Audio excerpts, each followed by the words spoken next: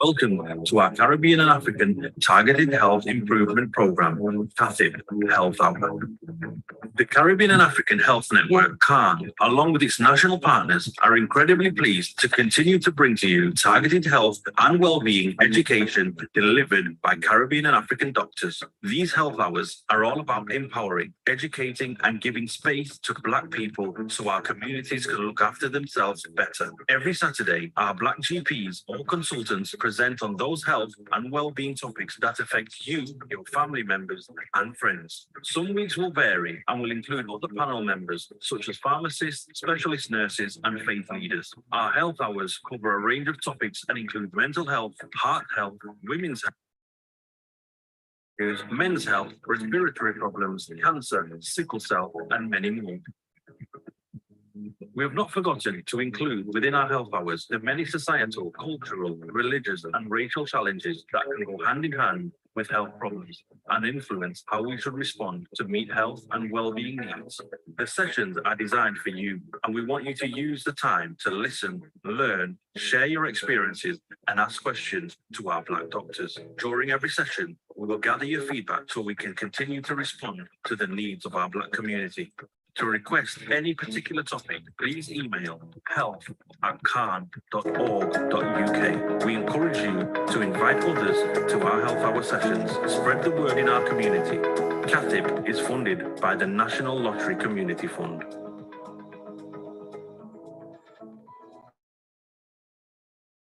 Hello, good morning, and it's Saturday, the 14th of January 2023. Would you believe it?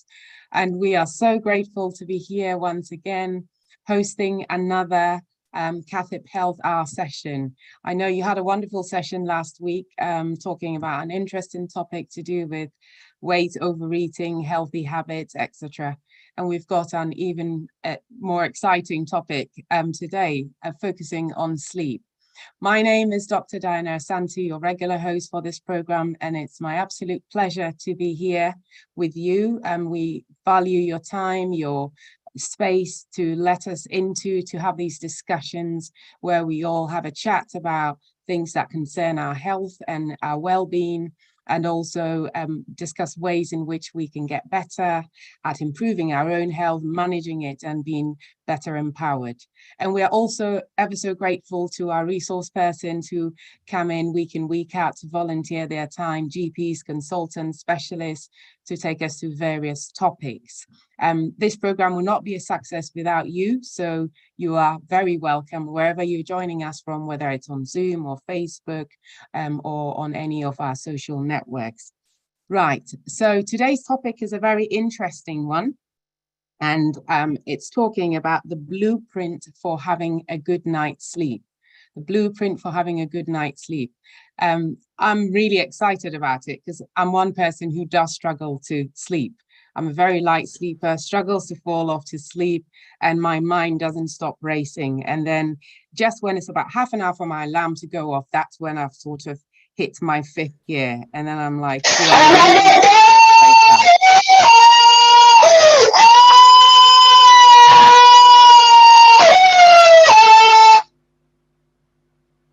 okay, sorry. So life is exciting, isn't it? Every now and again, you have a bump in the road, and what do? You jump over it and you carry on.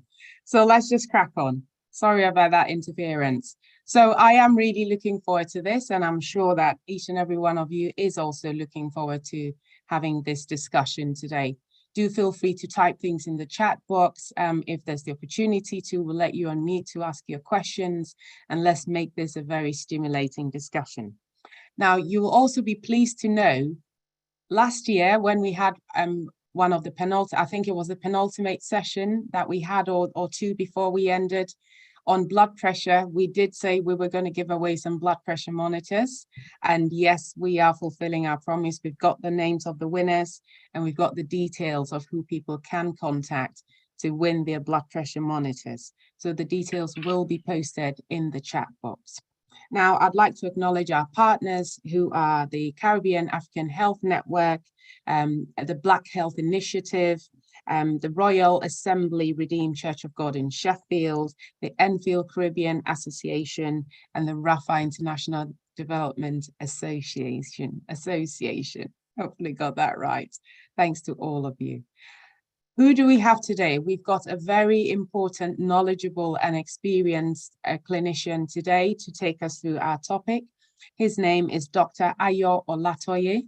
He is a consultant in acute medicine, and he's also got lots of hats, which he will tell you about himself.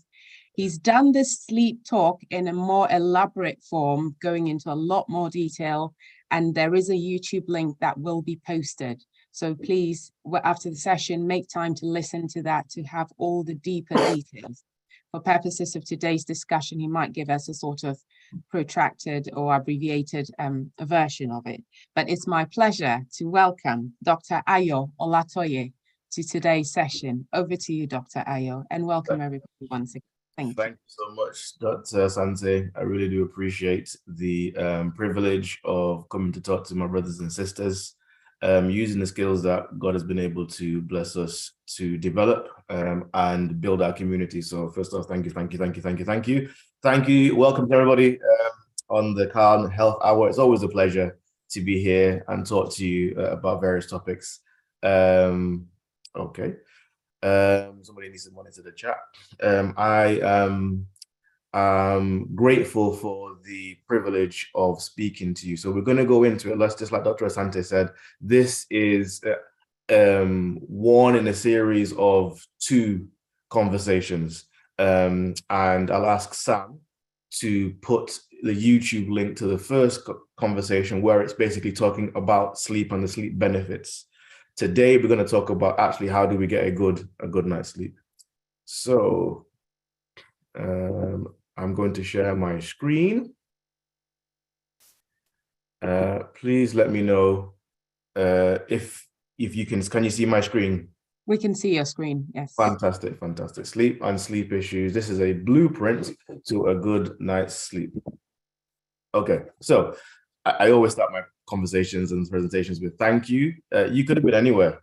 You could have been anywhere doing anything, but you've chosen to spend this time with me, and I do appreciate it. So thank you very much. I want to thank CAHN.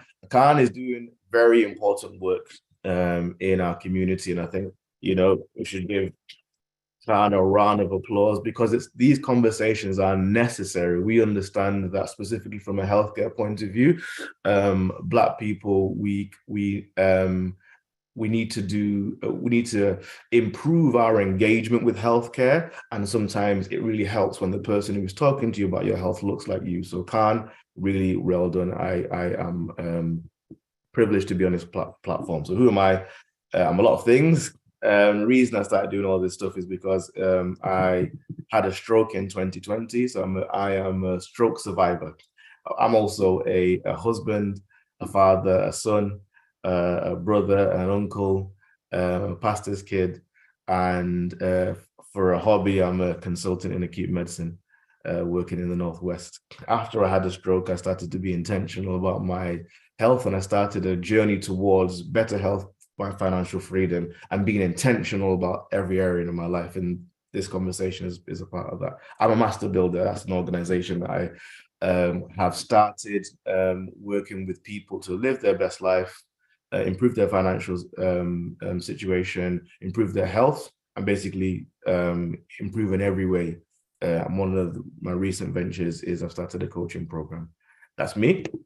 Okay, so we're going to have some ground rules. It's good to have some ground rules. The reason I'm saying these is because sometimes the things that I said are hard or hard to hear. So I want to remind you that I'm your brother. I want the best for you. There's no such thing as something for nothing.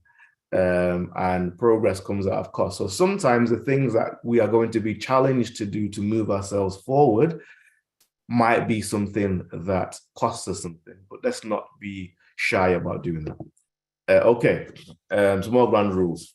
So I got to a position in my life where I decided to take stock about where I am, figuring out where am I with regards to my health, with regards to my finances, with regards to my sleep, with regards to my relationships.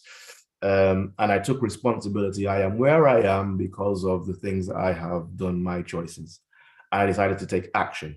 And the thing that's really important is that sometimes when it comes to bettering yourself in any area, there are so many conversations about so many things, and it can become overwhelming. But my challenge to you is that when you hear something that fits your lifestyle, something that you can do, be consistent in changing one thing. That's my challenge to you. You're going to hear lots of things today, but actually try changing one thing. You can always come back and listen to the video and then change another thing. Change one thing. So let's recap. I've probably had this conversation with some of you before. I think it's really important to remind ourselves that I am a spirit, I have a soul, and I live in a body. I am 3 parts of me. The reason it's important is because when my 3 parts of me are in a state of balance, I am in a state of ease. And then if one of these things is not in a state of balance, then I'm in a state of dis-ease. That's where the word disease comes from. I think it's important because there are so many things in our lives that impact other things in our lives. And it's important that we see ourselves as a whole rather than small pieces. Okay, so I'm going to skip through this. You're going to have to watch the video to talk about what we've talked about before. But essentially, I want you to appreciate the fact that having good quality sleep is something to be aspired to. It's a good thing. It's something that we should work towards. But poor sleep is a big issue. 2/3 of the UK suffer from disturbed sleep. Nearly 1/4 of people report no more than 5 hours a night. And if that's you, I need you to understand that that's not normal. And it's something that we should work at improving. 1/4 of adults report improving sleep was one of the things that they thought was an aim. But interestingly, an average adult gets about 5 hours sleep. And women are hit harder than men in terms of poor sleep, on average 1 hour less a night, probably because of us snoring, to be honest with you. And over half of the people surveyed, even though they realized it was an issue, they didn't do anything about it. But that's not going to be you. That's not you. That's not you. That's why you're here. You're here to find out something so that you can move yourself forward. Okay, so what's the aim? Good quality sleep, not just sleep. I want you to put your hand up or put a 1 in. In fact, put a 1 in the chat if you have gone to sleep and the length was 6 or 7 hours, but you woke up unrefreshed. Put a 1 in the chat if you've been in a situation where you've had some sleep, the length wasn't the issue, but you've woken up and you've been unrefreshed. Because my challenge to you is, actually, that's not normal. And we shouldn't just accept the fact that it's not normal. We should be moving towards being in a situation where you wake up and you feel refreshed. What is good quality sleep? Good quality sleep is defined as, this is by sleep experts and by the research that I've done with the books and papers, falling asleep within 30 minutes of getting into bed. There's a premise to this. A lot of us in bed do lots of things in bed other than sleep. And one of the things we'll come to is actually a bed is for sleep, and for consummation of marriage. We'll talk about that later. So falling asleep within 30 minutes of getting into bed, that's good quality sleep. Typically sleeping throughout the night, waking up no more than once. If you do fall back asleep, if you do wake up, you can fall back asleep within 20 minutes. These are the definitions of good quality sleep. And you get the recommended amount of sleep for your age because it changes depending on how old you are. Or how young you are. And when you wake up, you feel rested, restored, and energized. Now, if you don't have these things, then there's a possibility that you are not enjoying good quality sleep. Now, there are some common things that we all deal with that interfere with good quality sleep. I've sent the slides to CAHN, so you can always look back at this later. For time's sake, I'm just going to go through some of these things quickly and move on. So chronic pain, Parkinson's disease, there's lots of medical issues, an overactive thyroid, obstructive sleep apnea, dementia, heart failure, all these things can affect the quality of your sleep.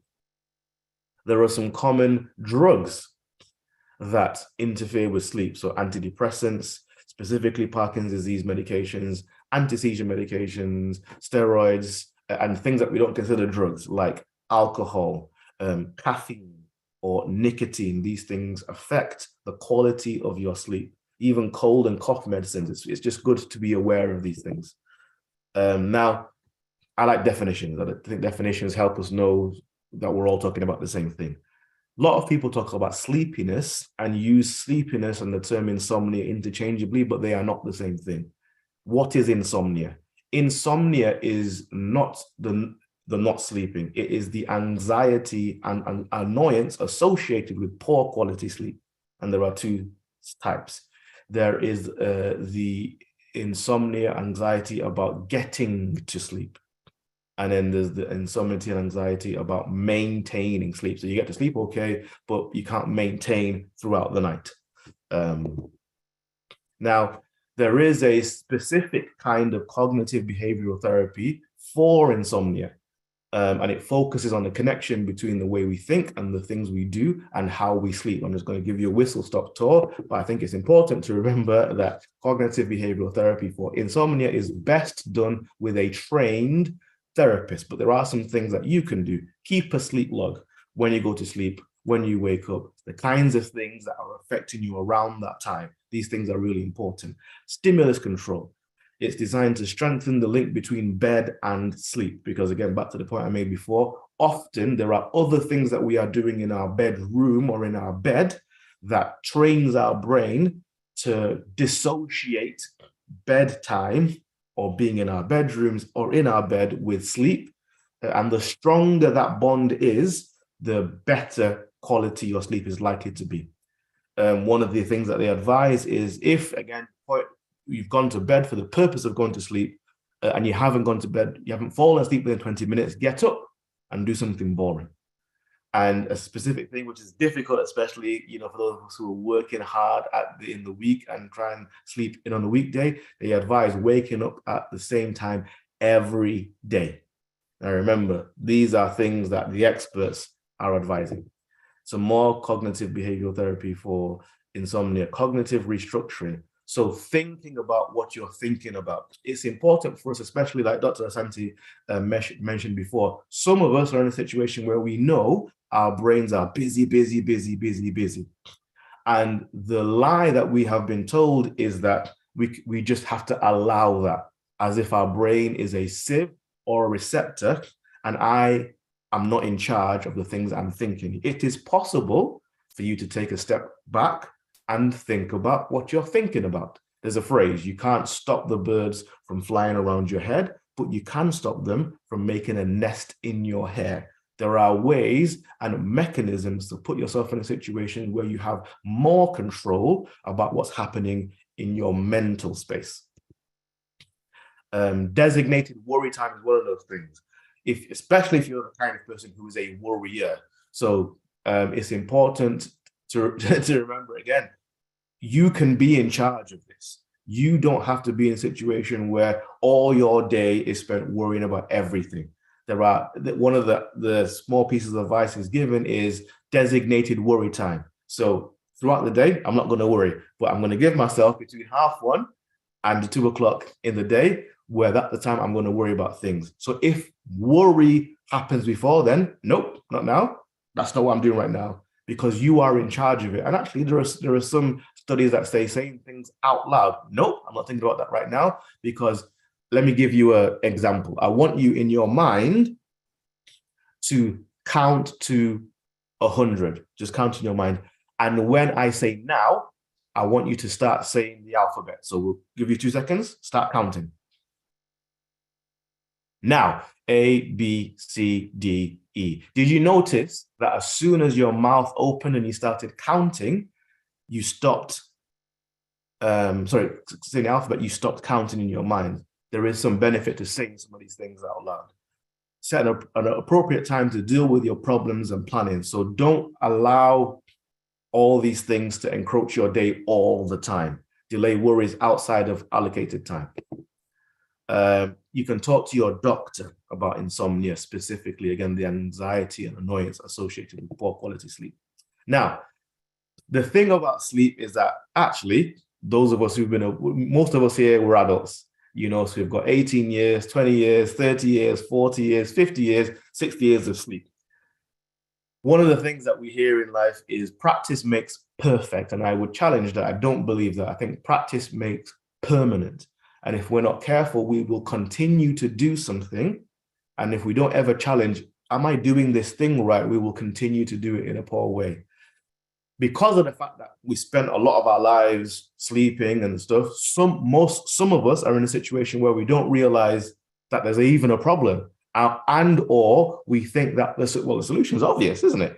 Let me ask you a question. So put your answer in the chat. If you're walking in a field and you see this, what are you going to do? Put your answer in the chat. If you see this bear, what are you going to do? Run. That's what Husna says. Okay, run. Okay. Sam says, make yourself beautiful. Run for my life. Run. Now, again, that is the obvious, natural thing to do. But did you know that's the worst thing you can do for a bear? Run away, because bears are fast. They're probably faster than you. They're bigger than you. The important thing to do when you study bears is just like Sam says, make yourself as big as possible, make as much noise as possible, and the bear might get frightened and go away. And if the bear attacks you, the advice is to fight. Bears aren't used. Okay, Maz. Bears aren't used to being challenged. So fight. The point I'm making is that we go through things in life and it seems like the solution to the problem is obvious, but till you study that thing, it might not be obvious. Okay. Right. So these are broad strokes in terms of blueprints. They apply in terms of to most people. They may not specifically apply to you. The reason it's important is that there is a concept in psychology called illusory superiority. What that means is that most people think they are better at doing something that they actually are. When questioned, most people think that they are above average, which doesn't make sense statistically because only 50% can be. The reason I'm saying that is that I want you to take these things on face value and try them. Don't think, oh, that's not going to work with me. Oh, no, I did it already. Just try them, because the point of these things is that I want you to make sure that you can do your best to have a good night's sleep. I do think there's a bit of a war on sleep, that we have been challenged as a society to do more, to grind. There's much more, at least recorded stress than there was previously. And actually, one of the things that mitigates against us having a good night's sleep is the amount of light. I'm fascinated in my mind about God's original plan. When God created the world, there were so many things that were just there that we probably didn't appreciate that were good, that helped us. So for instance, at night, it became dark and cold. These things help us sleep. So now we have central heating and lights. We don't realize that if we're not careful, these things mitigate against us having a good night's sleep. Social media, not only does it consume our time, and sometimes by the time you realize it's 1 o'clock in the morning, these things, you're on a screen, and these things are making it harder for you to sleep. So let's get into it. Screen time. Most screens that we look at have a blue light. The reason it's important is because the blue light stimulates your brain. It suppresses melatonin. Melatonin is a hormone that you need to have a good night's sleep. So the longer that you're in front of a screen, you're making it harder for your body to have a good night's sleep, especially just before you go to bed. People sleep less well when they're invested in social media, and those people also have a higher rate of anxiety. I have a love-hate relationship with social media, but it's important to remind yourself it is not real. Real life is real. Social media is somebody else's curated pictures of their life that they want you to see. I'm not going to say any more on that. So the advice is to have a screen-free period for 60 to 90 minutes before you go to bed. Regularity. Go to sleep and wake up at the same time every day. Now, again, this is advice from the experts. Don't say, oh, I can't do that. Try. And if you're figuring out which one to do first, concentrate on waking up at the same time every day. That's really important. your body doesn't know that it's the weekend. So this thing that we do in terms of sleeping in, actually, what happens is that we make it harder for ourselves to get a good night's sleep. Now, most people have a bedtime that helps their body between 10 and 2 p.m. Again, that will really depend on whether you're a morning person or you're a night owl. And doing this regularly, when they've done studies, this is better than taking sleeping tablets. So if you've ever been in a situation where you've taken a night owl, or you've asked your doctor for sleeping tablets, or you've tried to do something to help you medically, actually sleeping regularly when studied is better than taking medications to help you have a good night's sleep. What other things do we have? Darkness. Okay. Pitch black. Back to God's original plan. We've talked about the fact that light stimulates your body and suppresses melatonin. Did you know it's not even just that if your eyes are open, actually light hitting your eyes, even if your eyes are closed. So blackout blinds, eye masks, these things are really important. No LED light. Everything now we've got LED lights. We've got LED on the TV. We've got LED on our phones. We've got LED on the our chargers. Things like we have an alarm system in our house, and the control boxes in our room, I cover that overnight so that I can't see the light. You can get some insulation tape or some tape just put over the LED lights, because these things, if you're not careful, are mitigating against you having a good night's sleep. Darkness triggers the release of melatonin from your pineal gland. And actually, in terms of waking up in the morning, another hack is that to get natural light as quickly as possible when you wake up, because that helps you have higher doses of melatonin later in the day. Screen-free pre-bed. Yes? How many of us are watching TV before bedtime, watching our phone before bedtime, using the screen before bedtime? Darkness, when it comes to sleep, is your friend. Again, 60 to 90 minutes before bedtime, no screen times. Darkness and light. So melatonin. People exposed to light early in the morning will produce more melatonin early in the morning. So as quickly as you can, get up, open the window, expose yourself to light, natural light.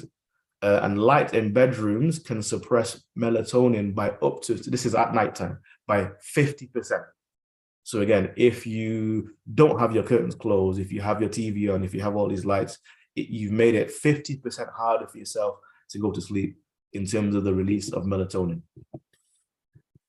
People who work in windowless offices lose around 46 minutes of sleep per night. These are people who don't have the natural light and then darkness because of the fact that it's windowless and it's just a blue light. Your body knows what it needs, and lack of those things your body will tell you, and you might not know what it's saying. Natural light. Set unbreakable caffeine curfew. Thankfully, I'm not a hot drinks person myself, but if you like coffee, you might want to think about the fact that caffeine is a stimulant. It keeps you awake. So it's important for you to have, I know an auntie of mine who doesn't have anything caffeinated past 6 p.m. because she knows that if she does do that, it's going to disturb her sleep, and sleep is important to her. Avoid alcohol. Alcohol is a sedative, but being sedated is not the same thing as having good quality sleep. And it interferes with REM sleep. So that YouTube video that Sam's put in the chat box, I go into depth to talk about the different kinds of sleep and the qualities of sleep. REM sleep is the place where your body regenerates itself. So interfering with that can be part of the reason why you wake up in the morning and you don't feel refreshed. CBD oil. So again, it's the oil, not the smoking of the herb itself. The research is early, but there is a suggestion that it does help in terms of improving good quality sleep. Let's talk about, now obviously, you know, I'm a Christian, so I'm talking about sex in the context of a married relationship, but sex releases endorphins. Endorphins make it easier for you to go to sleep. That is all I'm going to say about that. Keep it moving. What do I mean by that? Moderate to vigorous exercise can reduce sleep onset times. So regular exercise. And sometimes when I say exercise, people, it becomes an unsurmountable thing. Just move. Your body was designed to move. Everything works better when you move constantly. So for instance, one of the things I try and do at work, my office is on the 3rd floor. So I try regularly to walk to the 5th floor and walk down to the 3rd floor every time I'm going up the stairs, because that's just something I can incorporate into my day. Because sometimes the concept of exercise and getting in your gym gear and running around, it just becomes unsurmountable or so high. My challenge is find a way to work it into your day. If you're taking a bus, get off a couple of stops before. Some people set an alarm, and every hour they might do 10 squats or 10 burpees or 10 something, you know. I believe it's possible for you to find a way of incorporating it into your day. Hug it out. Weighted blankets, the data suggests that weighted blankets can help. They increase serotonin and they reduce anxiety. Obviously, if you've got someone else to physically hug, you can try that as well. What's that smell? Lavender lowers heart rate and it decreases blood pressure, and it helps. And these things help with a good night's sleep. So those of us who are like, you know, like diffusers and such things, or actually having a lavender plant, this will help you. And it lowers skin temperature. We're going to talk about temperature important. Why is temperature important? We'll come to that. Magnesium specifically. It reduces stress. It helps regulate blood sugar. It helps regulate blood pressure, and it relaxes muscles. Where can you get magnesium? So these are foods. And again, I've sent the slides, so I'm not going to spend a lot of time looking at this, but these are foods that have high levels of magnesium in them. Eating these things can help you get a better night's sleep. Fresh, clean air. So houseplants, they purify the air. They need the carbon dioxide that we breathe out. They help us with oxygen. These things help you with a good night's sleep. They reduce stress. They filter the air. The quality of your air is better. English ivy is a specific one that you can try. Be careful to keep it away from pregnant mothers, because it is poisonous. So don't handle it too much, and kids specifically. But these things specifically, somewhere safe in your house, will purify your air. These are 2 plants: English ivy, mother-in-law's flowers. Stillness, oh, this is a big point, and I'm coming to the end of my time. So how can we incorporate stillness into our day? I'll talk about why stillness is important. I realized there was a time when, as soon as my feet hit the floor, I'd be going go till I get back in bed. And the data suggests that having that kind of lifestyle and not putting yourself in a position where you just pause in the day really increases your anxiety levels, your stress levels, and these things make it difficult for you to have a good night's sleep. So how can we get stillness in our day? Prayer.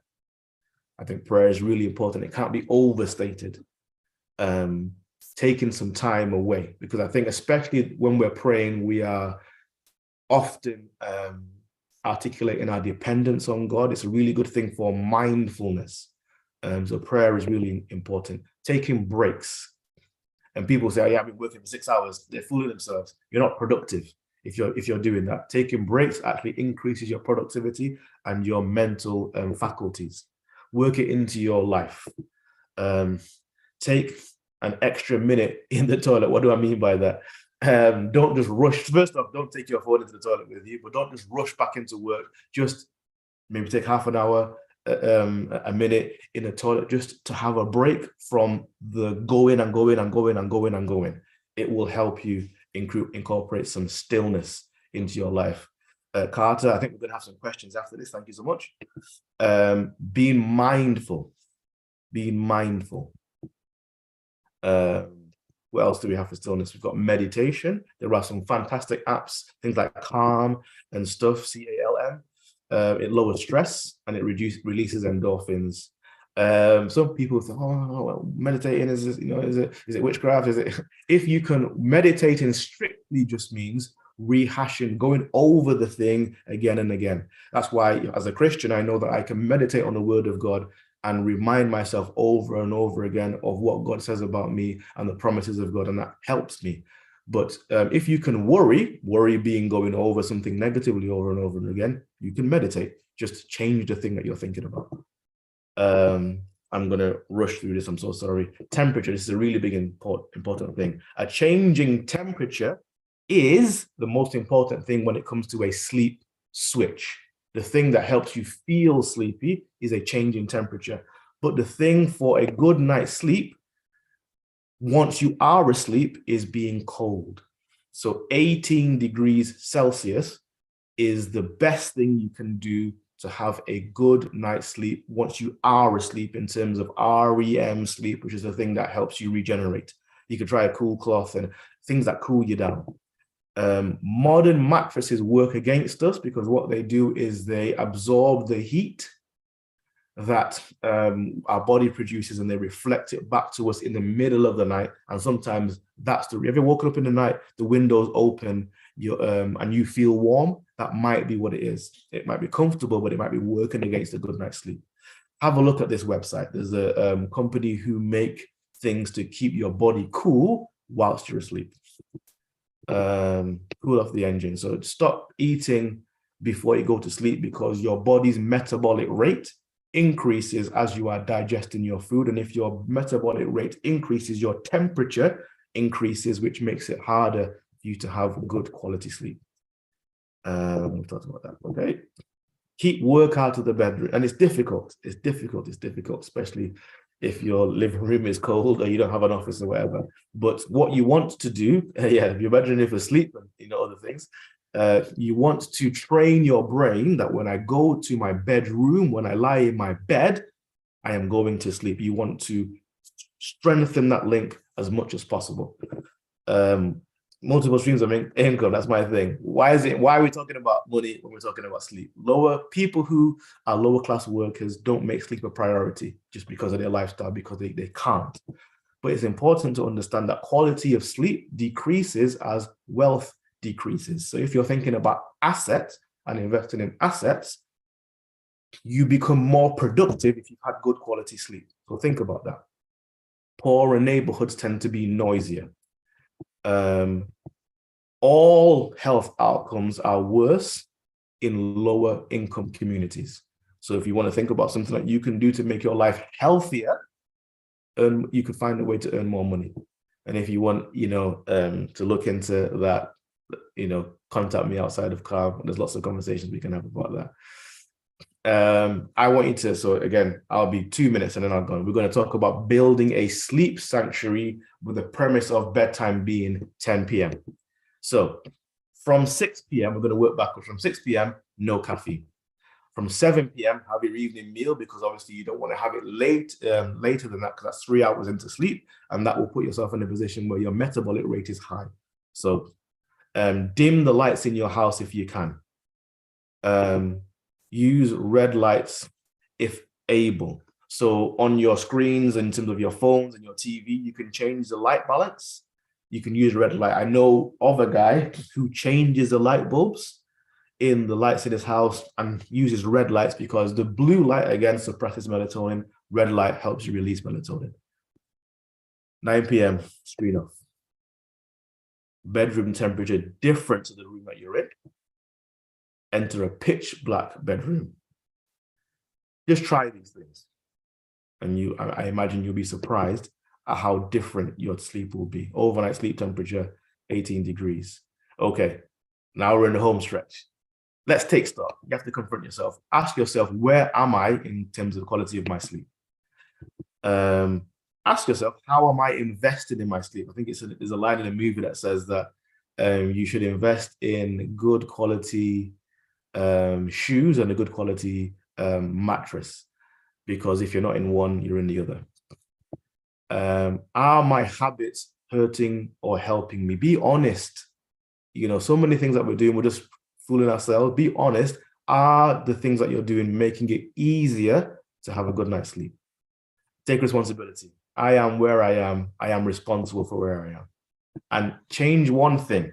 And one of the things that I would encourage you to do is to Google or search on YouTube for a lady called Tara Youngblood. She's made it her life's passion to help people have better night's sleep, and a neuropsychologist called Caroline Leaf, in terms of mindfulness and stuff like that. We all avoid doing the things that we're not good at. That includes sleep.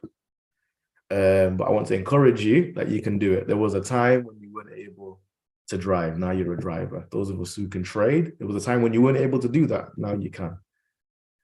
There was a time when you weren't as healthy as you could be, but we're changing that. That's why we're having this conversation. And lastly, know yourself and be kind to yourself and be patient with yourself. And I think that's it. Thank you so much. And I'm going to take some questions. Thank you so much for the time. Sorry, I overran. No, that's perfect. Thank you so much, Dr. Olatoye. That was really good. And lots of practical tips. The simple things that you mentioned, which we can all try and practice, we can all incorporate. They don't seem too much out of this world, although sometimes when things are too simple, people think, oh, is that all? Is that it? Do I just have to do this? And that might work. But no, you're right. We must give it a chance. So thank you so much for that wonderful talk. And we will certainly make sure we go on the link and listen to the whole thing. Now, before we proceed with the questions and answers, I'd like to profusely apologize for the interference that we had at the beginning, but also some unwholesome comments that were posted in the chat by certain people. I know that the team is working really hard to try and sanitize things, but I just want to really apologize and say it's unacceptable. Let's be respectful of each other and let's make sure that our comments are, wholesome. So, Carter, I know your hand was up. We'll come to you in a minute. And Loretta, you've been posting some questions, and so have other people as well. And thanks to everyone who's been interacting in the chat box as well. Can I quickly mention the winners of the blood pressure machine? Because I might forget, and I don't want people to sort of leave without knowing that they're winners. So the winners that we had for the blood pressure machine at the end of last year, we've got Ernest, Krista, Claude, Beverly Lawford, and Kedi Rafani. So 5 people: Ernest, Krista, Claude, Beverly Lawford, and Kedi Rafani. The details will be posted in the chat box. The person to contact is Nikolai, and the phone number is 07920 152 827. This will be posted in the chat so that you can contact them and ask them to deliver it to whatever your address is or wherever you want it sent to. That will be arranged. So congratulations to those winners, and I hope that helps us improve our health. Right. So do you mind if I call you Ayo? Oh, no, not at all. Not at all. Right. So Ayo, Loretta has said, obviously the comment about how useful the talk is and how beneficial it is. So thanks for that. But Loretta's been asking questions relating to, can she get a sleep referral?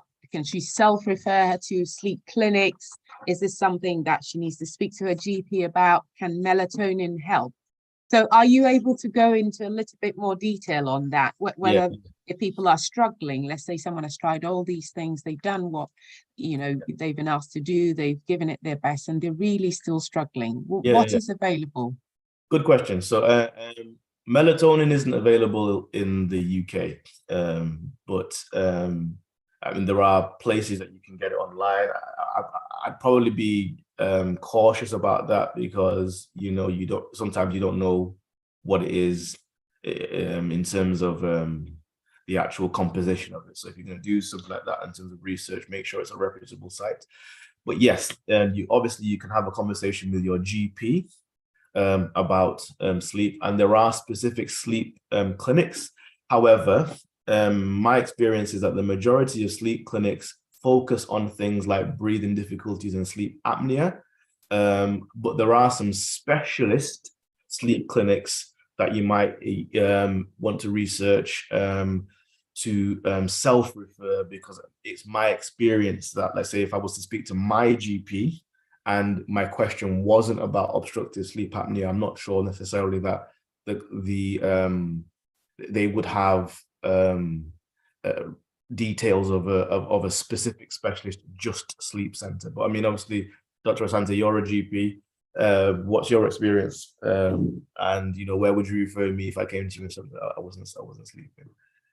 Yeah, thanks for that, Ayo, and thanks, Loretta. That's a really interesting topic you raise. Yeah, so I agree with Dr. Olatoye that there aren't that many sleep clinics to begin with, and certainly no sleep clinics that we generally would refer on the NHS unless we were concerned about, obstructive sleep apnea, or if there was some other underlying medical condition that we were worried about. But certainly when people have sort of, chronic insomnia, sleep CBT is one of the things we would be recommending for them. So clearly not medications, because we tend to say the medications don't really fix a sleep problem. There's always a reason why. And if someone says, doctor, I've never slept for 20 years, someone said to me, look, I haven't slept for 20 years. And that's because they've not had a good sleep in 20 years. Then really there isn't a medication that's going to fix that. So CBT can be offered.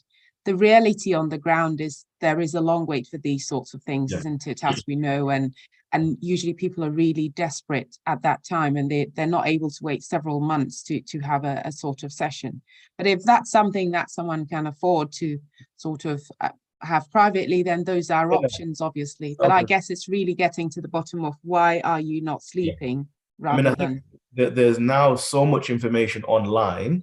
And again, my challenge is to make sure that you're looking at a reputable site, but some that you could educate yourself on some of the simple things. So the research and the things that I've quoted, I've just looked at books about sleep. So I don't know how many of us have taken the time to do that. I'm going to buy a book and look about sleep and, apply these things to my life. I'm going to look at, research articles, or because we have all these things available to us, the information is there.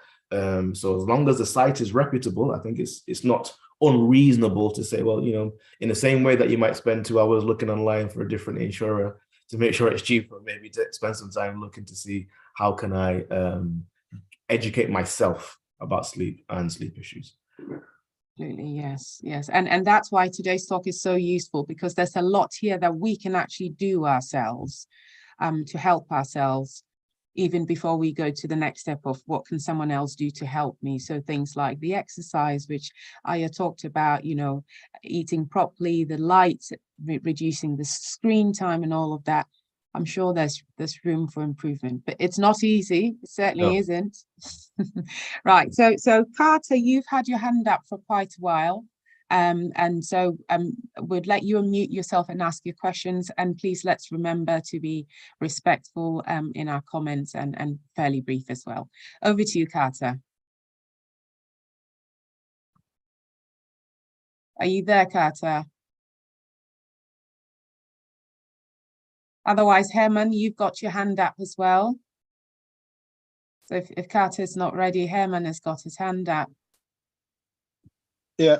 Hello, can you hear me? We can hear you, Herman. Thank you very much, Doctor, for the presentation. Great. I was thinking my situation would be with regard to my prostate, and that's getting up during the night more than sort of 3-4 times, although I've got it down to about 2 times, but also liquids as such. Now, I still hear that you still take, even in my situation, to take still about 1.5 to 2 liters of water or fluids, or that could include your diet as well. Experience basically to carry that much amount of water around you during the day. My body seems to have a habit where I can drink maybe 4 p.m. 5, and it will get released about 2 to 3 in the morning.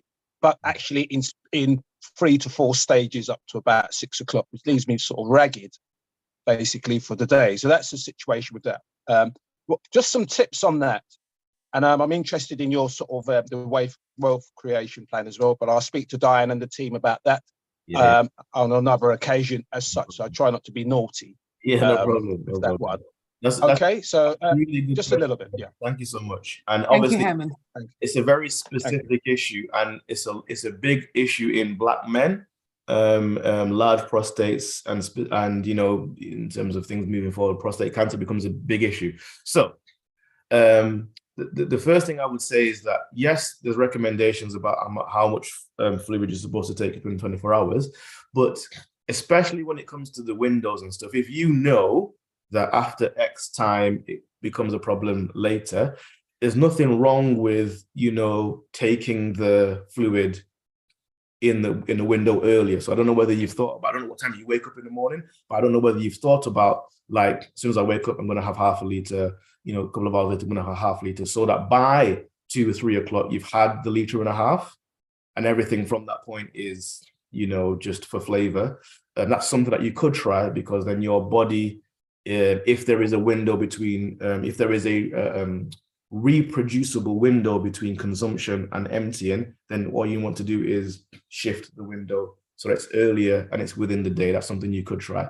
Specifically about prostate, I think it's important to get checked out. I don't know whether you've had a conversation with your GP about it, and or had a conversation or a referral to a urologist, because there are techniques and medications that we can give specifically for this issues about big prostates and irritability and things like that, that if we can solve that problem, then the inevitable consequence of that is that your sleep will be less disturbed and you feel better. Like, for instance, I've seen people as a consultant in acute medicine where they become, for instance, dependent on one thing because they were trying to sleep. Now, that thing that they're dependent on is causing a problem, but their issue is they can't sleep.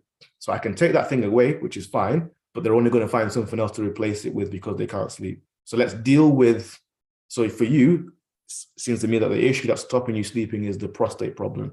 So let's deal intentionally with that, because my assumption is once we've dealt with that, then the inevitable consequences that your sleep will be better. So I would have if I were you, I would have a conversation with my GP and consider a referral to a urologist. Thank you so much. Yes, I completely agree. And Herman, thanks for raising that as well. And I'm sure it doesn't apply only to you. There might be other people who share similar. Yes, and by all means, please speak to your GP or your consultant, because I'm sure there are certain medications in addition to your lifestyle measures that can help with that irritable bladder or the big prostate. Now, Maz, Zoe and Arita, I see your hands are up, but just before I come to you, Maz, Joe, or can I just chip in this question, please? So again, one of Loretta's questions were, are there any tests that can be done to see if someone has a problem with sleeping? So that's to you, Dr. Olatoye. Are there any tests? And also on the topic of, you know, people who sleep, she said, those who snore, do they get a better sleep? Are they, you know, if someone is snoring, are they sleeping better than, you know, those of us who are being disturbed by the snoring? I can see there's some personal experience. We're not saying anything here. Okay, so 2 questions. Is there a test for like sleep?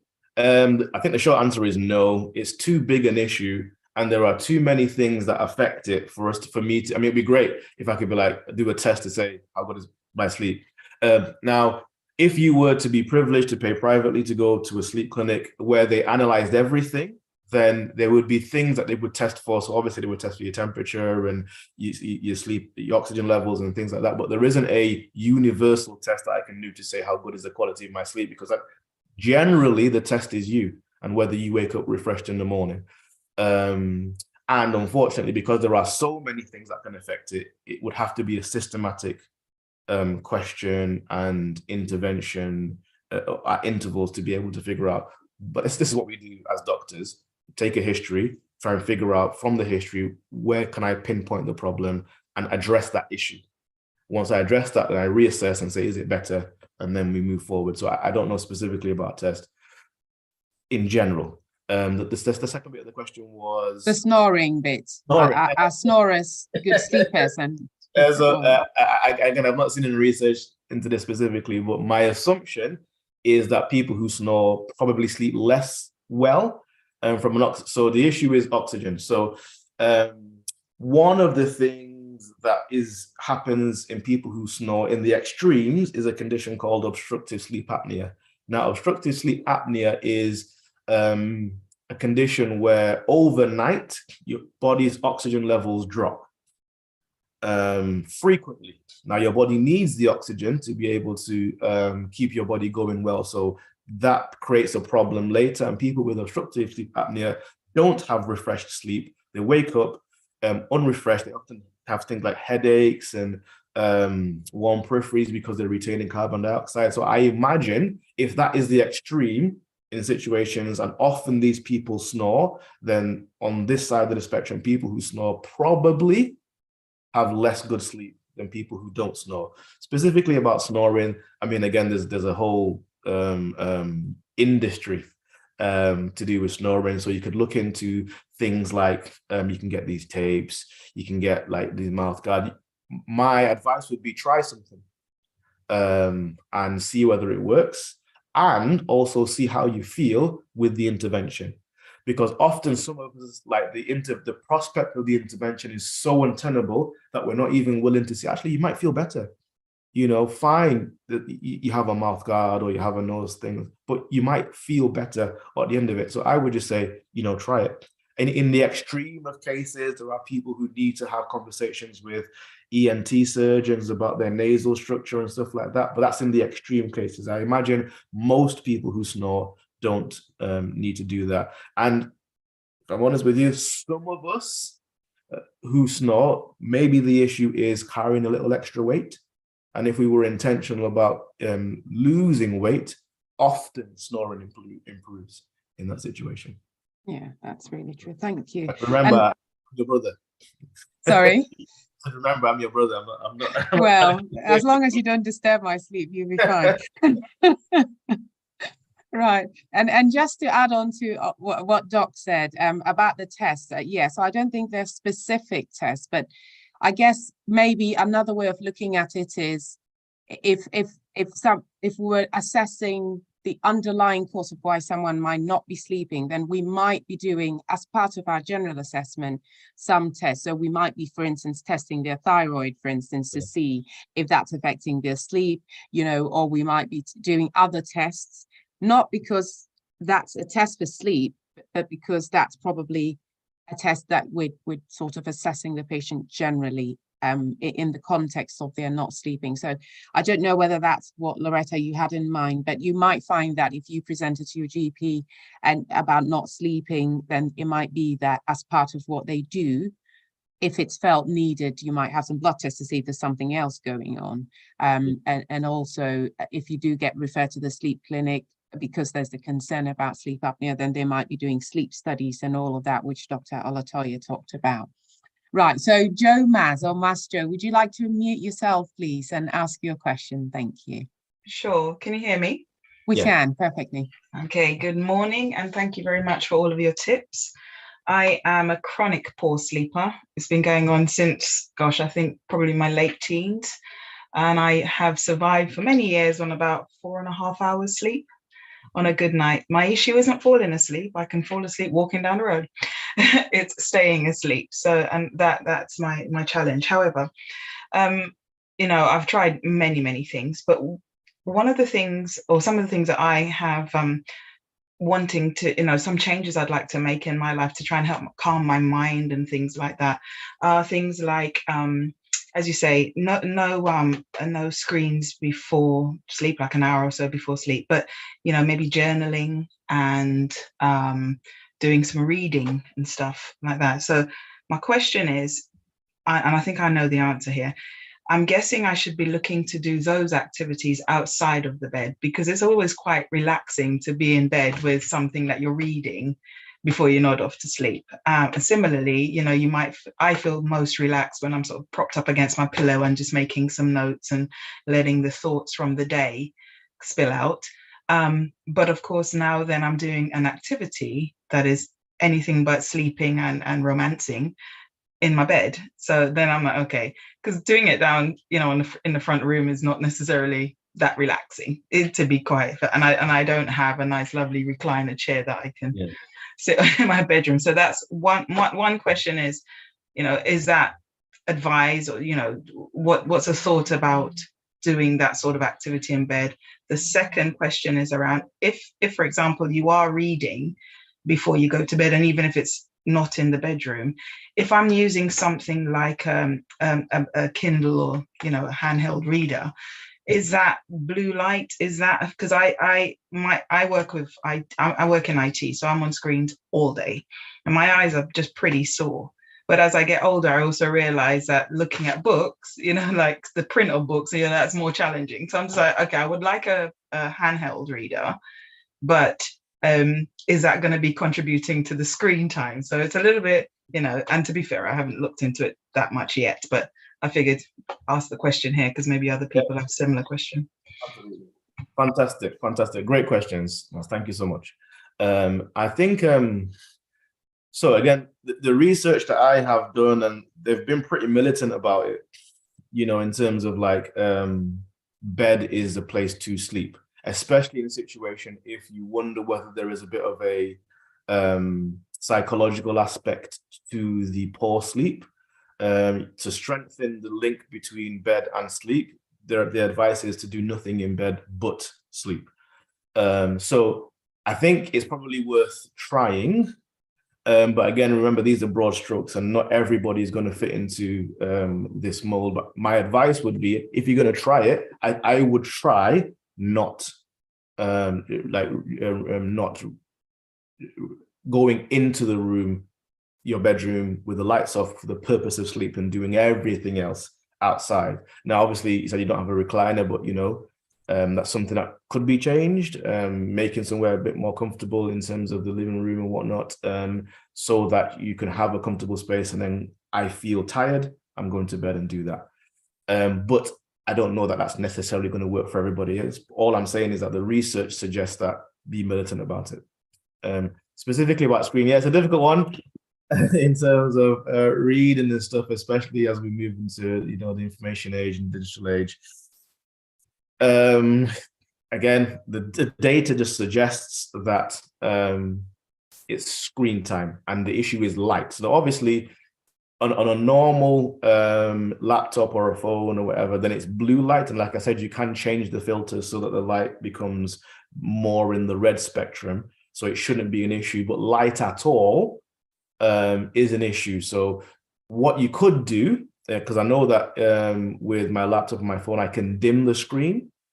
So that's something that you could try doing. And I don't know specifically, you'd have to tell me in a Kindle whether you can change the color temperature. Because I mean, I'm not like a Kindle-y person. The last Kindle I saw, it was a bit like a backlight and the letters were dark. But I know now that they have color screen Kindles. So a color screen Kindle for me would be akin to a laptop, so I'd probably avoid it. But I don't know necessarily that having a backlight and black letters necessarily would be the same thing. But the most important thing for me would be the color temperature. And there are things you can do. So I know somebody who has a transparent red a piece of plastic that they put over their screen, or they put over their light, so that the temperature in the room is now red, the color temperature in the room, and that's something you could try. So that's what I would say. But I mean, I think just like Dr. Asante said, if there's been an issue for a long time, it's probably going to take a few trial and error things to move forward. But I want to encourage you to keep trying, because I think it's important to work towards getting more sleep if you can. Thank you for your question. Thank you for your question, and thanks for the response, Dr. Ayo. And Maz, we're sorry to hear you've been struggling with sleep. I know exactly how it feels to not feel as if you've had enough sleep. I think when I sleep, when I have a good night's sleep, I feel refreshed, but it's just when I don't get enough. So I can understand how distressing it is for you. But I think Dr. Ayo has said, you know, let's keep trying, and it might be that it sounds as though you've tried a lot of things and you really know exactly what you're talking about, because the patient is the best doctor of themselves. But people who've had a condition for a long time, they know exactly what they're going through. But let's try these few extra tips and see whether it makes that difference. And I do wish you all the best. Thanks for your question. Arita, would you like to unmute, please, and ask your question? Thank you.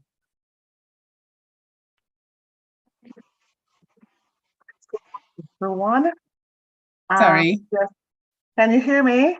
We can, yes. Lovely. I just want to say a very special thank you to Lisa for sending out this link.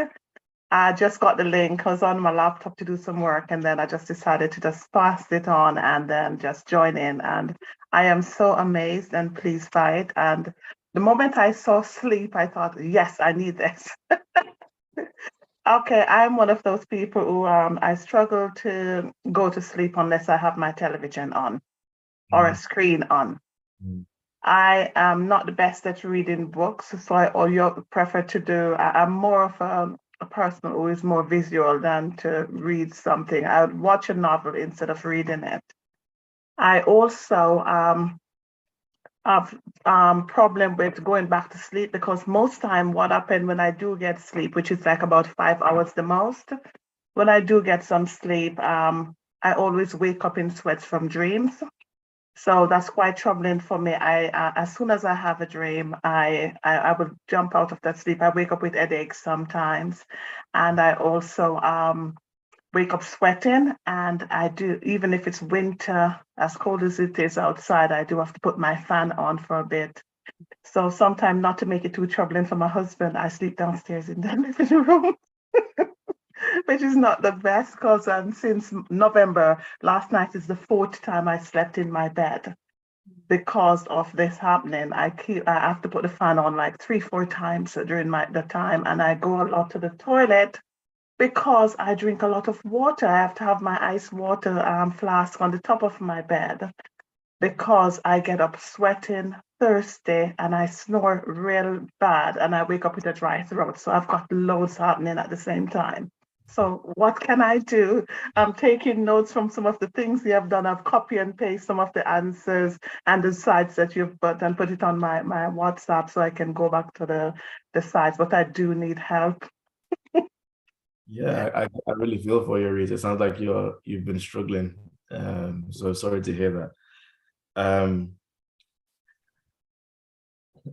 It's okay. So let's take it piece by. The difficulty is that obviously in these sort of situations, it's difficult to go into depth, because what I would normally do as a doctor, I would ask lots more questions to be able to establish some of the things.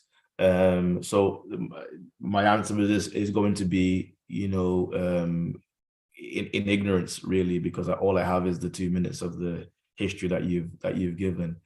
Now, what I would say is that I think there are some things that you've talked about that may be worth looking into. So the first thing in terms of like the drinking and the waking up sweating and the snoring. So we've talked about snoring already, because if we were to attack one of these things and then there was a domino and that got better, that might help other things. So if there's something you could do specifically about snoring, maybe some interventions, maybe those nose tags, that might be something that helps you in that area. Sorry to interrupt you there, but with the snoring bit, I've actually been referred last week by my GP to the ENT, so I'm waiting for the appointment for that one. Fantastic. So that's in hand, and again, that might be a domino that falls that moves you in the right direction. The dreams and the sweats and stuff is a very difficult thing, because again, I'd like to ask much more questions, and I don't think it might be appropriate on a public setting like this to ask the questions.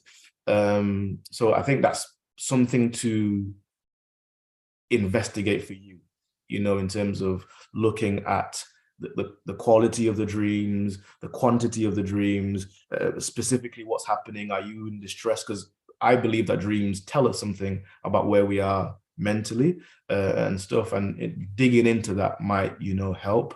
It is my experience, this is not necessarily a comment about you, that people who sometimes need the TV to help them go to sleep have a busy mind.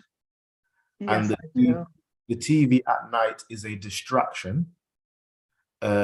that allows them, their mind, to concentrate on something else for the purpose of relaxation and going to sleep. What I'm saying is that we talked about stillness. I'm putting ourselves in a position where I am equipping myself mentally for my life, because if I'm not doing that and my head is busy because my head is busy, it will spill into my sleep. And again, I don't know you, I don't know what things that you're dealing with, but I would strongly encourage maybe looking into that specifically. Obviously there are simple things we can say about like mindset and taking time for breaks and being restful and prayer and meditation, and all those things help. But if we've gotten to a position where it's really impacting on our sleep, it might be that we have the need for professional help. For instance, I've had personal therapy. I think my therapist is on this call. And these things have helped me with my ability to be mindful and my busy head and stuff like that, because life is busy, life is stressful. And if I'm in a situation where the things I am carrying are too heavy for my current ability, what I need to do is make myself more robust in that area to carry those things. I hope that makes sense. So I'm working in that areas to increase my bandwidth, and being intentional about my mental space, because I believe that, like we said, I am a spirit, I have a soul, I live in a body. If one part of my person is not working properly, everything else will be impacted by it. Now, as a medical doctor, I think there are lots more other questions I'd want to ask, blood tests I'd want to do to look at it. But I think it's a very good question, but I think you probably need some offline deep conversations with maybe somebody, either your GP, maybe a therapist, or something that would help you be able to pick apart some of these things. I think it's too big a thing to be able to address here, but I hope my answer was helpful. Thank you, Arita. And yes, I share Dr. Joe's sort of empathetic comments as well, that it sounds like you're going through a lot, and I hope that you're able to get some help. That I would suggest that you also speak to your clinician or your GP to try and unpick things further. You can send me a private message with your phone number, and then we'll get one of us to reach out to you after the call, if that's all right with you, if you want to, and we can have a chat. It's obviously not going to be, because we're not your doctors, we can't sort of go into real details, but we might be able to give you some generic advice if that's fine with you. So you can send me a private message with your number. And I don't know whether you are menopausal or not, but again, that might be something playing into things. If you're getting hot flushes from menopause, then again, that's another reason why speaking to your GP might help to see what might be available. But we really wish you all the best. And I try listening to the audio Bible sometimes and audio stuff to try and help me sleep. And then some nights it works, because I find that, oh, by the time I'm sort of in the middle of Genesis, I'm fast asleep. Another night, I find that, oh no, actually, I'm really enjoying this. I'm not sleeping. So, sorry, I'm probably just your nightmare patient, Dr. Olatoye. I know. Anyway, so thank you, Arita, and thank you, Mas. Could you kindly put your hands down? Fidelia, I'll be coming to you in a minute. But can I just ask you, Dr. Ayo, a few things regarding supplements? So yeah, okay. I'll lump these three together. So we talked about the melatonin briefly, and you sort of mentioned that briefly. And if people obviously want to go down that route, then they need to be thinking about being referred to a specialist if they feel there's an actual medical indication for it, or sometimes in children, if they have underlying disorders like, learning disability or an autistic spectrum, then the specialist might prescribe the melatonin. But it's not something that we as GPs would normally sort of be starting. I mean, I know some GPs do prescribe it, but they're sort of mixed reviews about when it can and when it cannot. It's not really that sort of licensed thing. So probably best to speak to a professional. But Dr. Ayo, relating to the magnesium supplement, so Loretta was asking how much would she need? So if you're able to help with that. Someone else has also asked, does exercise help sleep? So I'll put that in there. I would say take it like a supplement, but I'll leave that to you to see what you say. And then obviously there were bits about lemon balm, lavender, and all of that. So because they're all along a similar theme, I'll just bunch those up. And what are your reflections or thoughts about that? Thank you. If I'm honest with you, I 400 milligrams is coming to my mind in terms of magnesium, but I'd have to look at my notes. What I will do is, is there a way that I can send information to you and put it out to the group? Yeah, I'll do that, because I don't want to misquote. I don't have the information to hand. But I think it's interesting that, you know, and again, I do this. I've put some things in which we can get natural magnesium, and we're talking about supplements. Like, for instance, I remember there was a time I was really unwell and I was like getting vitamin C tablets and stuff, and my friend was like, why don't you eat an orange? So there's a meme I saw the other day, and it was like, your pharmacy should look like this. And it just looks with lots of different plants and stuff like that. And again, back to God's original plan.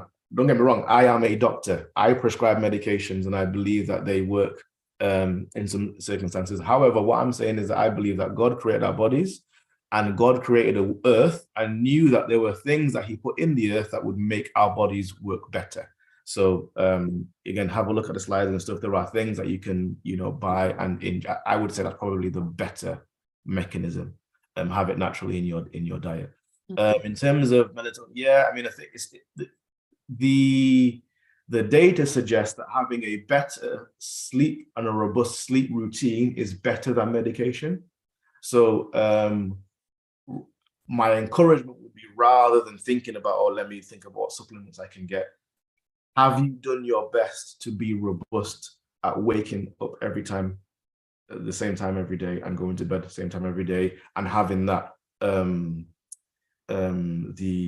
breakdown of from 6 o'clock, 7 o'clock. Like, if you did that every day, because again, this is a human nature thing, it is easier for us to conceptualize doing a hard thing periodically than to do a less hard thing but every day, because it's boring. But actually the boring stuff that you do every day is the thing that's going to be more likely to give you success in whatever area you're talking about.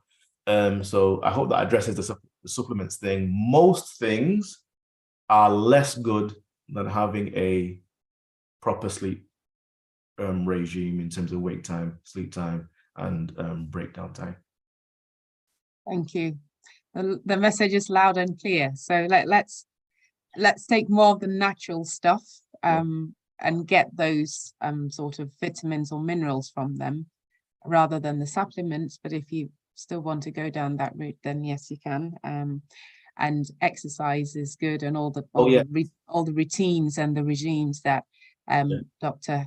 Olatoye has talked about. I would say exercise is good, but I'm not sure I would do it just before I go to bed, because we talked about metabolic rate. So if I exercise, what I'm doing is I'm increasing my temperature.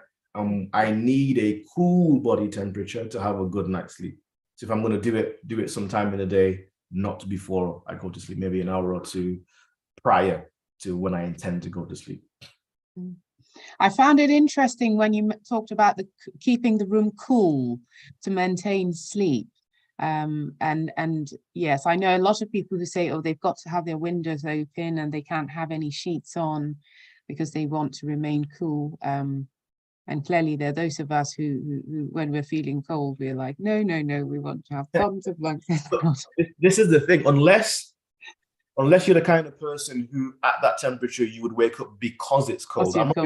I'm not even saying put that temperature in to go to bed, because again, it's the temperature change. So you could actually have a warmer room than your living room to make you go to sleep, as long as you have programmed your heating to drop down to that when you're asleep, because that will be the thing that assists you staying asleep and enjoying REM sleep for as long as possible.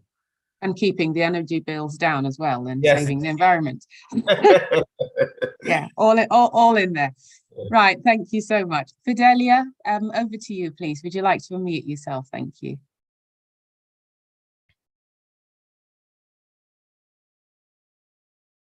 Are you there, Fidelia? Okay, we've got Janet Swanston. If Fidelia's not ready, we've got Janet Swanston. Please, yeah, sorry. Go on, Yeah. Fidelia. Yes, I said snoring and sleeping snoring loudly while sleeping, is that a good thing? Why does one snore so loudly while sleeping? That's Thank you. a good question, Ma. I think the reality is that there are lots of reasons for people to snore. Sometimes it's structural problems in the nose. Sometimes it's being a little heavier in the body. Is it a good thing? I mean, in reality, I do think that if we could work towards not snoring, that probably helps us not disturb our family, and also from a good night's sleep. So I think, Ma, it would be something to look into in terms of maybe having a conversation with your GP, or look at some of the things that you could try over the counter that might help you move towards not snoring, because I imagine if you did that, you'd probably get better sleep, Ma. Okay. Thank you for your question, ma'am. Thank you. And Janet Swanston, please. Yeah, good afternoon. Thank Good you for this opportunity, and thanks for the presentation. I was a little late, so I missed a lot of it. And so for some reason, I can't write in the chat. It's been disabled. So I just wanted, I think that's probably why you're not getting the questions, unless it's just mine that's disabled. But I just wanted to ask, is there any possibility of getting the slides? There was one thing that Dr. Ayo said, thank you, about the mattresses, getting some information of a website. I assume that was on the slide, but I missed it. Yeah. So I have sent the slides to Sam at CAHN, and what's the best way? Is there an email address, Dr. Asante, that they could? Yes, please. There is an email. It's health@cahn.org.uk. Health@cahn.org.uk. And apologies. Thanks for that feedback. That's really useful to know. So apparently there must have been a period where it wasn't. Is that right? But yeah, it seems to be fine now. But that makes a lot of sense, because I was wondering where all those questions had gone. Thanks for the feedback. Super. So it's health@cahn.org. We'll type that in the chat box. But I think we can see stuff coming through now. So please. And am I right in thinking that these presentations are being put on the Facebook group, or? They are, yes. So every single presentation we have is recorded and it's streamed live as we're doing it, but it's also on YouTube to access after the program. So you can catch up on all the previous presentations, including this one. And we will repost the link for Ayo's YouTube link, which has the full sort of information. And also the feedback form has been posted out. Yes. So I hope that answers that bit. Okay, carry on, please. Are you, excuse me, are you done, Janet? Yes, I am. Sorry. It was just that quiz question and to give you feedback about the chat. Yeah. Thank you very much. No, thank you. God bless you all. God bless you too. God bless you. Thank you. Theresa, over to you, please. Morning. Yes, I just wanted to know, is there something as you can have too much sleep?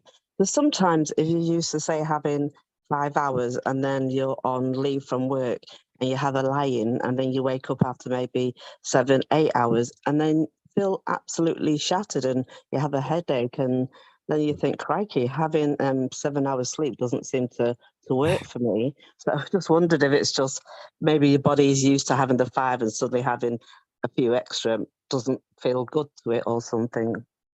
I think that's a really good point. And I think the thing that's interesting is that your body does compensate very quickly to things that, you get used to. There are actually some people who they've gotten so used to low oxygen levels, for instance, that if we give them oxygen, we make them worse rather than making them better. So I suspect what's happening in your situation is that I often use the term that you might have shown your body too much sleep because you've used to a chronic level of low sleep, and your body is almost tensed in just coping. You're going to have for 5 hours, and when you start to put yourself in a position where you're working to, because evidently you can sleep for longer, but for some reason, maybe in the week or whatever, you're not sleeping for longer.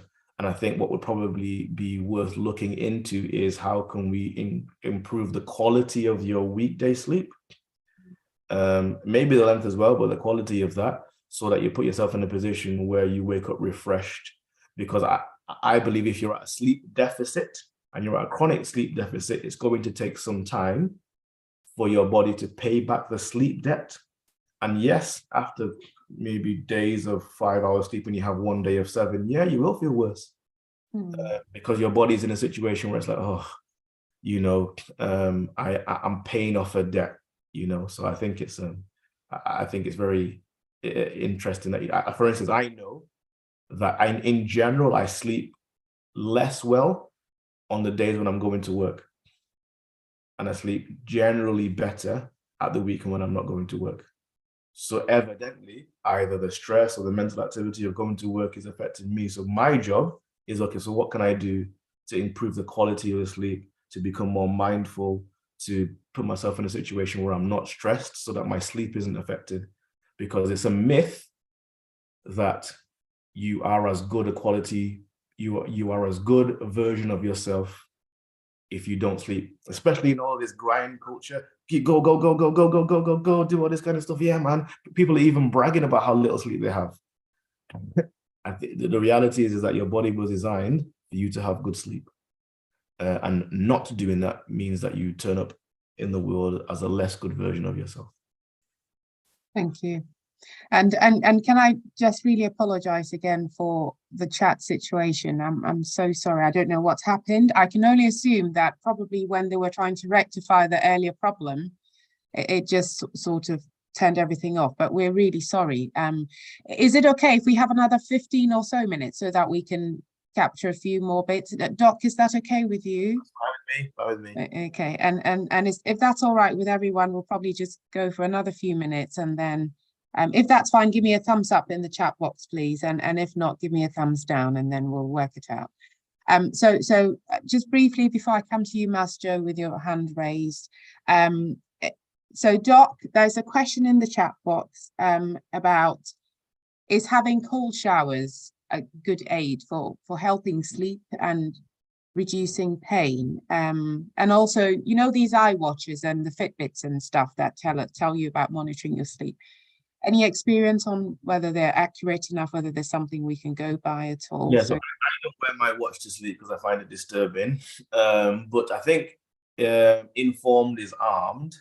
So being in a situation where you have data that you can modify and adjust and interpret, I think is good. So if it's not acting as a disturbance, then actually having data to say, you know, at least having a baseline, it might not be as accurate as going to a sleep institute, but it's something that we're not guessing at. It's data that we say, okay, this is what it is. And then the good thing about it is that then you can do interventions and check it against the data. That's how we do research. So this is the issue. I then do an intervention and I go back and check. So I had 4 hours of sleep and I do some interventions. And if with the interventions that I've done, and I'll have 5 hours of sleep, that's a positive intervention. I'm going to keep doing that thing. So I would say, you know, as long as the wearing of the watch doesn't stop you, then do that. But for me, I can't wear a watch to sleep because it disturbs me. Cold showers, I think, are a good idea. There's lots of data now talking about the benefits of actually being cold. So cold showers is good because especially before you go to bed, it helps you reduce your temperature. You need a cold core temperature to have a good night's sleep. But I think it's a separate question talking about pain. Cold showers are not so much. I mean, there's now a lot of data and research looking into ice baths and stuff like that. So for instance, I always say that somebody, when you want to get advice about something, look at somebody who does that thing all the time. So for instance, no matter what car you've got, think about the person who drives a car all the time, like a taxi driver, what kind of car do they have? Because that car's probably reliable. So somebody who uses their body professionally, athletes, what they do to recover often after exertion is do things like ice baths and cold. And there is lots of data that helps with recovery. And so, but that's actually ice. So I imagine, cold showers are on the spectrum there, but I don't know that anyone's done any data researching cold showers specifically, but there's data suggesting that ice baths, are helpful for muscle recovery and stuff like that. Cold showers in the UK, winter. That's where we are. Yes. Right. So obviously with the chat working properly now, lots of comments coming through as well. Dr. Ayo, excellent, lovely presentation, and thanks and all of that. So just feeding back to you as well. Ernest, you said you're grateful for your blood pressure machine, so that's nice to hear. Iyabo Fashun, you said you heard your name and you were contacted, but you still haven't received it. So we'll follow that up. And can the team pick up on that, please? Fashun Iyabo, to make sure that the blood pressure machine is received. And Dr. Ayo, do you mind your details being, what's the sort of best way to share your details? The easiest way to get in contact with me is, let's try Instagram. So Master Builders 2022. Put it in the chat for us. Yes. Builder. And then people want to get in touch. And while you're typing that and multitasking, what's your view on power naps, please? Yeah, that's one question. I think so. We have to define what a nap is. So if you get into your pajamas, turn the lights off, and you sleep for longer than half an hour, that is a sleep. It is not a nap. But I think power naps are really good. But again, less than half an hour for rest and recuperation. Yeah, I think it's great. I think as long as we're not like power napping every 2 or 3 hours, whatever, we're not being productive. But no, there is some suggestion and data that power naps help you from a cognitive point of view. So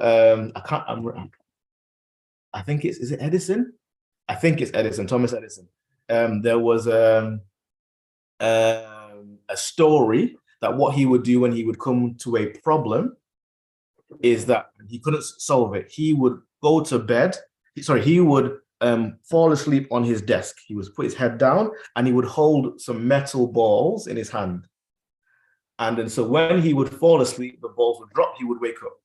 And often the problem that he couldn't have solved when he was awake, he would have a solution for. So no, I do think there's definitely some cognitive benefits and some mindfulness benefits and some mental health benefits from taking power naps, but as long as it says nap and not say sleep. Because sleeping in the day makes it harder for you to sleep in the night. Yes, thank you. And the brain certainly recharges when we have a good quality sleep, don't we? And the memory cells also get refreshed and all of that. Yeah, so lay down about that again. Sam, if you can put the YouTube link in there. So I did it was an hour presentation specifically on the benefits of sleep, because it's important for us to see sleep as an asset. If we don't see sleep as an asset, we're not going to invest our time or our money into getting better quality sleep. So please have a look at that presentation. Thank you. Lots of thumbs up. Thank you so much. Marcia P, thanks for being honest. You gave me a sort of level 1, so not quite up, not quite down, but I love the honesty. And resources in the chat box as well. So Samsung says, does our diet affect our sleep, and what food should we avoid before going to sleep?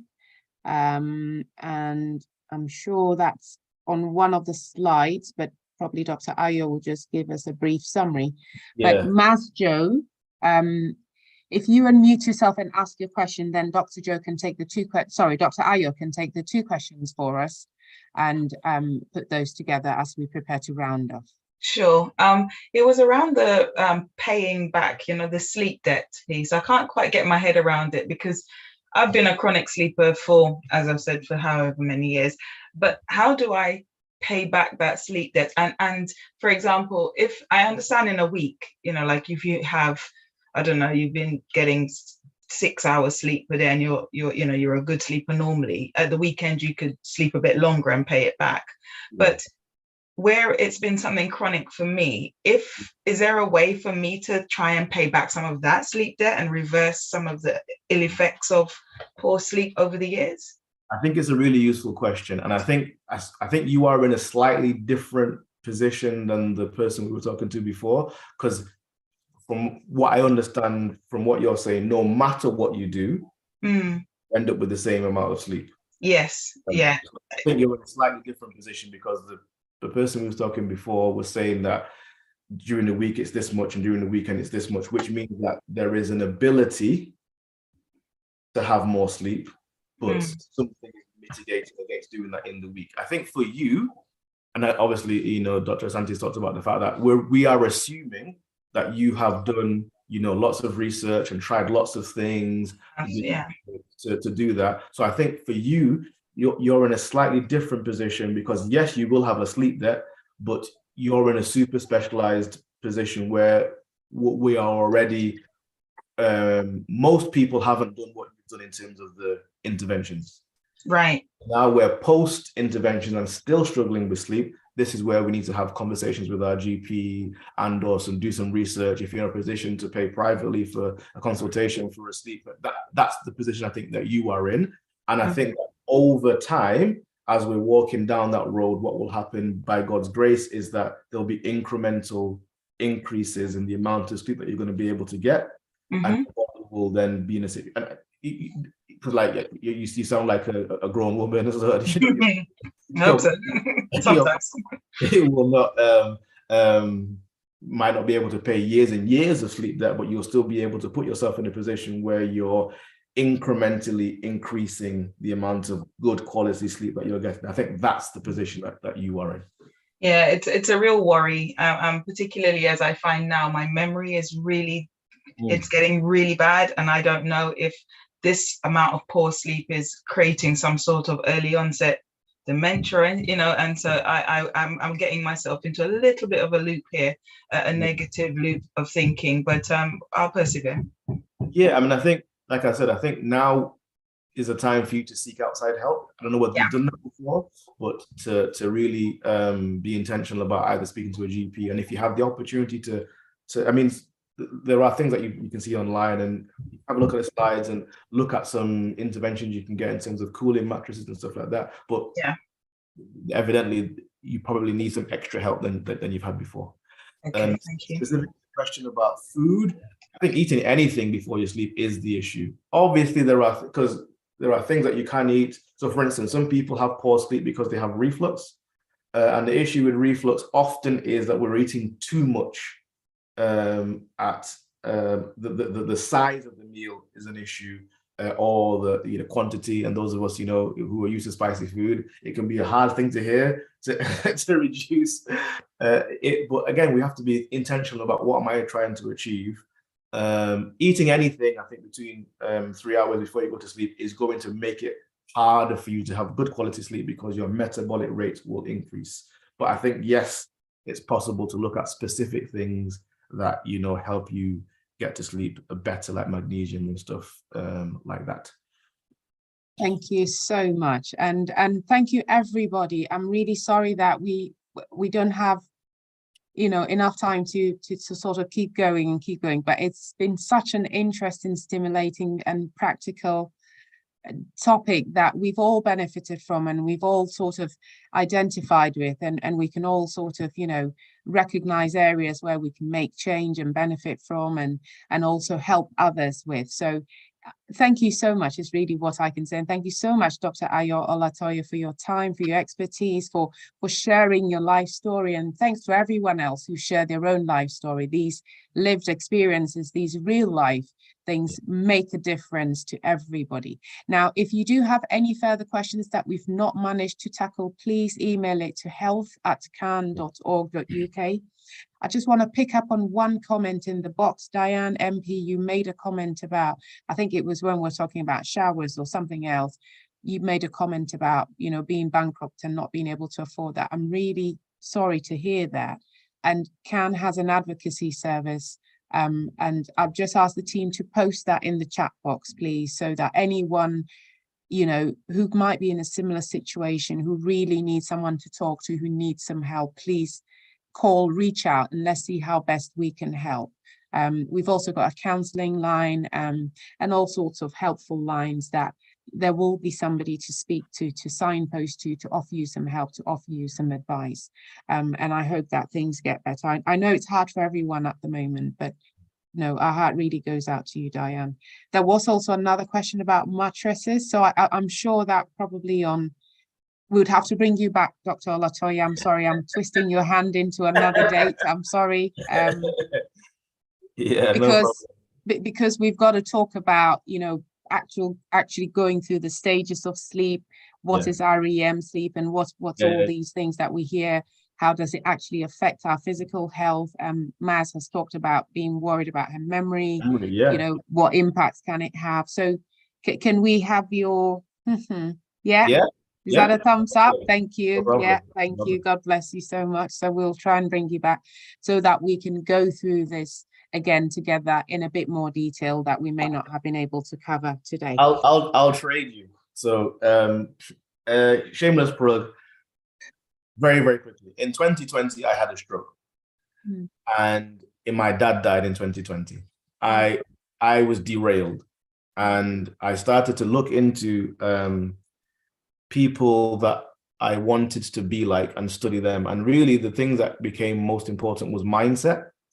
I wrote a book about mindset. The book is called Building Blocks, Thoughts You Need to Think on Your Road to Building Your Ideal Life. So I'm going to put the link in the chat. Have a look. No obligation, no pressure. But one of the things we've talked about in terms of sleep specifically is mindfulness and mindset. And I do think that putting ourselves in a position, so I went from a position of real thinking like I was in a boat at the mercy of the storms of life, to realizing that not only can I set the direction of travel, I'm not at the mercy of life, but I can I have an engine and I can determine the rate of travel. So this book and the thoughts in this book really helped me with that. Do I have the audiobook? I'm working on the audiobook. So keep an eye out. I'm working on the audio. I'm going to re-record it this month. But yeah, I really do think it will be a blessing to people if they go and get it. So shameless plug. Sorry, carry on. Thank you. No, that's really important. And I'm glad you've mentioned the book and also posted it out there, because it wouldn't have been good for you to go off this program without mentioning that book. So please, let's check the book out. And this is why these programs are so great, because we come together, we equip each other, we share our experiences, and we make each other better. And I know that 2023 is going to be a great year, an even better year for all of us. So once again, thank you to everyone. I just want to mention briefly, CAHN has a podcast. We have a pod with CAHN, and we discuss lighter topics. And we've touched on sleep briefly in the past, but we just talk about anything and everything, which is a bit lighter, less formal, but also very useful. So please check out our pod with CAHN sessions. And also those people who want the blood pressure machines, please make sure that you contact the number which will be posted in the chat box so that you can get your blood pressure machines. God bless everyone for your contributions, your comments, your sharing experiences and everything, and making this session great. And we look forward to a session on positive aging and wellness next week. And we also have our Healthy Heart sessions as well, midweek on the Tuesdays. And also do tap into all the services that CAHN has to offer and keep supporting the CATHIP Health Hour sessions. And you can always check the recordings back on the YouTube. Thanks to the team, and over to you, everyone. Over to the team for the closing. It's been my pleasure. My name has been Dr. Diana Asante. And thank you, Dr. Ayo Olatoye. Thank you, thank you, thank you. Well, thanks for that brilliant presentation, Dr. Ayo. Really, like, kind of illuminating, covered a lot of things and contextualized, kind of the issues around sleep, both good and bad, for everybody. So thanks for that, and thanks again, kind of Dr. Asante for hosting and bringing all of those questions and things to bear. So just in closing, just wanting to cover a couple of things. As Dr. Asante mentioned, next week our session is going to be held with Dr. Valentine, and we're going to be talking about positive aging and wellness. Again, the time is 11 till 12:15. 12:15 in the morning next Saturday. So please, kind of spread the word about the sessions. If you have family or friends that you think might be interested in, please, kind of pass those links on to them, particularly Zoom, Facebook, and YouTube. So that's next week, and that is positive aging and wellness again, and that is Dr. Valentine that's going to be heading that one up. Dr. Diana mentioned also that kind of every week we have our Healthy Heart session on a Tuesday evening. This week we're talking about nutrition.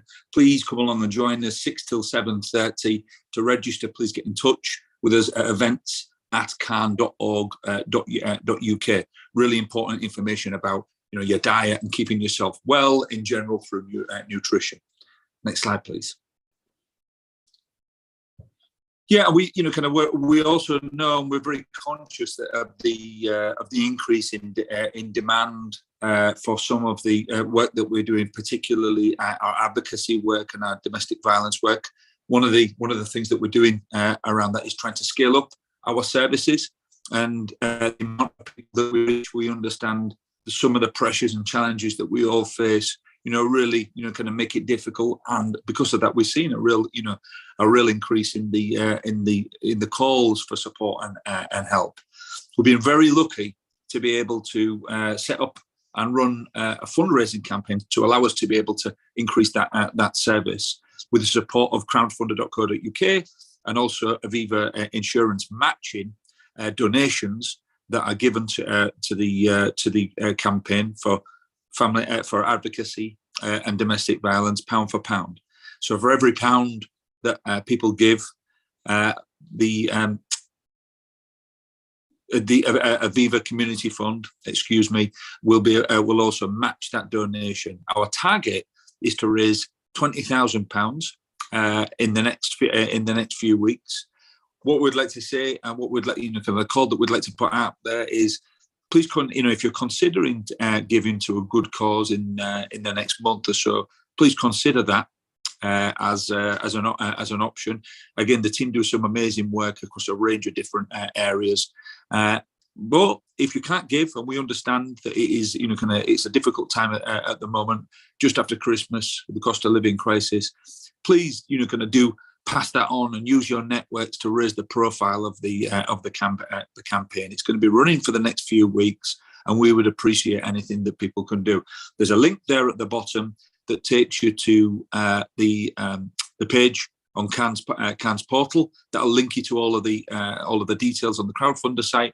But you can also go directly to the crowdfunder site and type in CAHN, and you'll see it pop up there. So please consider giving if you can, but if not, please just pass the information on and use your networks to spread the word about this. Really important and impactful service that we run.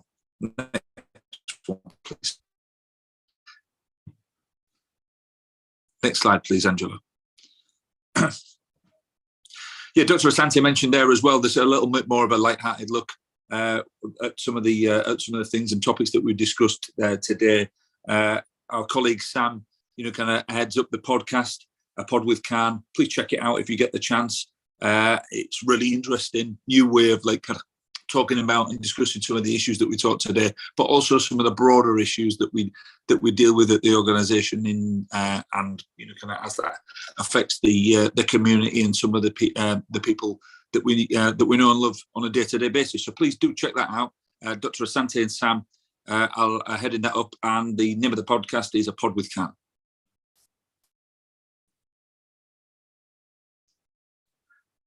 Finally, as Dr. Asante mentioned, we do understand, there were some people on the call there that said that they were experiencing problems and challenges in their life. Wanted to reassure people that we do have that family, the advocacy and support service, then please do get in touch. If you're having struggles, or if you're having problems, we're here to help and support. Please email help@CAHN.org.uk, or give us a call on 07710 022 382. That'll be that service is always there for you, so please do reach out. So yeah, just in finally summing up, we are CAHN, we're the Caribbean African Health Network. If you want to get in touch with us about anything that you've seen today, please do reach out to my colleague Lande. Telephone number 07385 608325. Her email address is on the bottom there, but we'd love to hear from you. And we a number of partners, of which our next one, please, Angela. Next slide, please. Yeah, Black Health Initiative. Again, the details are on the bottom there, but the telephone number is 0113 307 0300. Partner with as well to bring you this health hour service, the Royal Assembly Redeemed Church, Christian Church of God, and that's Dr. Samuel, who's the contact there. His telephone number is 07882 931 539, and you can see the email, the web address down at the bottom there if you want to check them out, please. Our excellent colleagues, of course, at the Croydon BME Forum, telephone number 0208 684 3719, and email info@bmeforum.org if you want to reach out to them, please. The Enfield Caribbean Association is also one of our partners. Dion is the contact there. 079 582 30923 is her contact number. And RAFA International Development Agency is our final partner in these health hour sessions. If you want to reach out to them and speak to them, please do. admin@rafa.org.uk or 0121 358 2231. And that's it for this week's session. But please do remember, next week we have that session on positive aging and wellness. Please do pass that on through your networks, and we hope to see you between 12 and 12:15 next week. Thank you ever so much. Take care.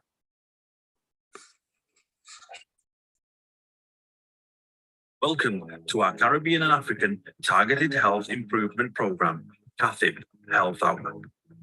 The Caribbean and African Health Network, CAHN, along with its national partners, are incredibly pleased to continue to bring to you targeted health and well-being education delivered by Caribbean and African doctors. These health hours are all about empowering, educating, and giving space to Black people so our communities can look after themselves better. Every Saturday, our Black GPs or consultants present on those health and well-being topics that affect you, your family members, and friends. Some weeks will vary and will include other panel members such as pharmacists, specialist nurses, and faith leaders. Our health hours cover a range of topics and include mental health, heart health, women's health, men's health, respiratory problems, cancer, sickle cell, and many more. We have not forgotten to include within our health hours the many societal, cultural, religious, and racial challenges that can go hand in hand with health problems and influence how we should respond to meet health and well-being needs. The sessions are designed for you, and we want you to use the time to listen, learn, share your experiences, and ask questions to our Black doctors. During every session, we will gather your feedback so we can continue to respond to the needs of our Black community. To request any particular topic, please email health@cahn.org.uk. We encourage you to invite others to our health hour sessions. Spread the word in our community. CATHIP is funded by the National Lottery Community Fund.